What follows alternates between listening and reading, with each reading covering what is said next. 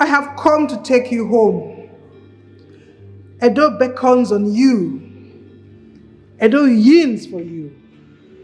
Oh, Edo. Edo Nimose.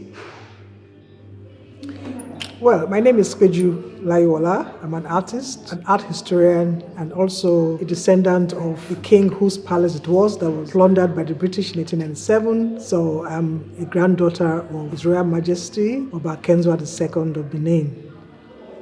Okay, when you say Benin bronzes, bronzes refer to a broad range of objects that are done in different materials, not necessarily bronze, because in Benin there were several guilds. And the most important of all the guilds was the Guild of Bronze Casters, known as Igweum. We also had the Guild of Leather Workers, the Guild of Wood Carvers, we had the Guild of Ivory Carvers as well. So when you say Benin bronzes, it refers to the several materials that the artist worked with. Bronze was a royal material. Because of the permanence of the material, the fact that bronze does not rust, it also meant that the statements that the artist made were to be immortalized. Whatever transpired in the court, as ceremonies were documented, the interactions that Benin had with Europeans were also documented. It holds the philosophies of the people, their religious belief systems, and it also tells a lot of stories about who they are. So they were not meant to be art or objects as we find in Western museums today. They had particular purposes that they served within the culture, and these treasures are still needed in Benin today. The expedition that occurred in 1897 was actually meant to stamp out the culture. The British got in. They had planned that whatever they looted would be sold as items to cover the cost of the expedition. And so they made this incursion, burning some of the towns as they made their way into the palace of the king to pick up the treasures. And once they got the thousands of objects that were there in the palace, they carted them away to London, where they were sold on the market, on the international market. When they were auctioned, the Germans acquired a lot of these objects and put them into the museums. And that's why you have them spread across about 200 institutions around the world. Like you have here in Cologne, you have 96 Benin treasures that came directly from the loot in 1897. Even when the works came on the market, they were known to be looted objects. So in a sense, the Germans are also culpable in buying illegally acquired looted bronze works from Benin-City. So you have them in different museums in Germany with the same kind of history. Plundered works, looted works, illegally acquired. Over the years, they've been shown to the German public, and a lot of revenue have accrued from these objects through loans, through gate takings, through publications, without any recourse to Nigeria or to the royal family whose heirloom it was that was looted from Benin-City. There's a lot to say about this bronze head. And these are very important materials that are used in the courts.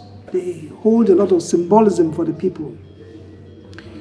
There's also another group, the Guild of Casters, the Igweum, which is the most important guild in Benin-City. And the art of bronze casting is still being done in the city. Yes, during the expedition, people fled the city. Even the casters went into farming until 1914 when Oba Eweka became king in Benin-City. And so the guild had to be reinstated. So casting continues in the city of Benin. Many of the casters will never be able to come to Europe to view these works in the museums because they have to contend with having enough resources and having to go through the hurdle of applying for visas.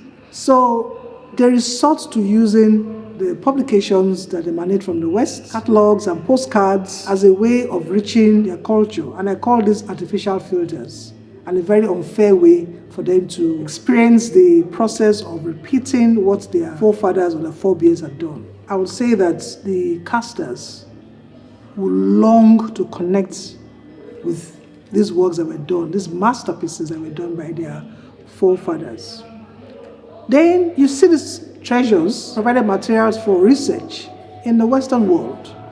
Many of the books and publications about Benin and Benin arts, Benin treasures are written by foreign scholars. They've had access to these materials for several decades. I am an art historian. I'm holding this work for the first time in my life. Benin is almost defined by the 1897 event, and there's so much layers of beauty. Edonimose is a beautiful culture.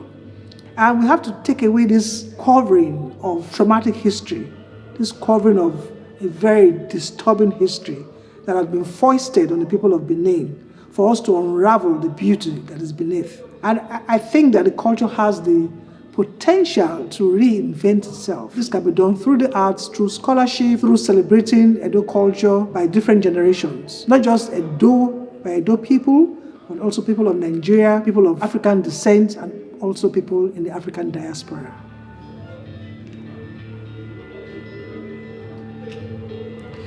When these works are restituted, what impact it has for the people of Benin? Oh, it's incredible. I could take you back to 2014 when 2 small Benin objects were returned by Adrian Walker. He loved those objects, and when he inherited them, he felt that he should return them to Benin-City because he felt that if he coveted them so much, he imagined how the people of Benin would feel. So he decided to take them back to the king, and there was huge celebration on that day. These were just 2 objects. We're talking about almost 10,000 Benin materials across the world. I envision a situation where it will generate a lot of creative production. It will be a way of not forgetting the past, but making it a more palatable history to narrate. And it also improve better relations between the countries that are returning these objects to Benin-City and to Nigeria. On the other hand, I also feel that we generate a lot of interest in the culture and get people to learn more about these places that had been colonized and violently destroyed by the colonizers. It brings the history of people who have been dehumanized back into focus. So restitution is also an acknowledgement of guilt, and it should also go with an apology for the kind of things that had gone on in the past. It's not about merely returning the works and dumping them there, but looking back at history and saying, yeah, we did wrong, even though we cannot clean up the entire mess, but we can make it easier by acknowledging that what was done in 1897 was bad and returning these treasures that people have been requesting for several decades.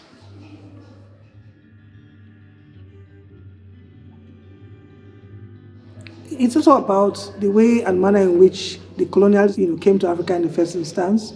They came with the intention that they were coming to civilize the people. So they came thinking that they were more superior. They actually believed that they were going into the territories of savages and people who were barbaric. So if we are to extend that sensibility to now, all the arguments about not restituting these objects rehashes all of those kind of thinking of the past. And I think that Germany should begin to face its colonial past. Germany did not come to Benin or Nigeria, but they are culpable in the sense that they bought and profited from looted objects. Okay, because it was a known fact that these things were illegally acquired in the context of violence, killing of people and all of that. So there's a lot that the colonizer has to clean up, not just for Benin, but also in places like Namibia, where it's also the issue of genocide and the request for human remains by the Namibians for proper burial in their own country. So it's not about erasing history, but making it in such a way that people can look at these objects or look at this material and narrate something different that's more palatable to the ears. Yeah. How would Germany? How should they approach their colonial past? I will speak from the standpoint of an African. I think we're still trying to cope with the experience of colonialism. We still have artificial borders where our brothers and sisters are caught on the other side of these borders that were created. So they're in a different country. So we don't even understand our brothers and sisters across this divide that has been created. I think we should try to see how we can clean up the mess that was left by the colonizer. But I think the starting point would be restitution. First of all, return the works that do not belong here and have a lot of value in the cultures that were violated. I have come to take you home to the land of Omonoba Nedo Uku Akbolokolo. It's been 4 long rains since we last saw. There I shall forever find rest in Edo. There I shall find peace and rest forever and ever.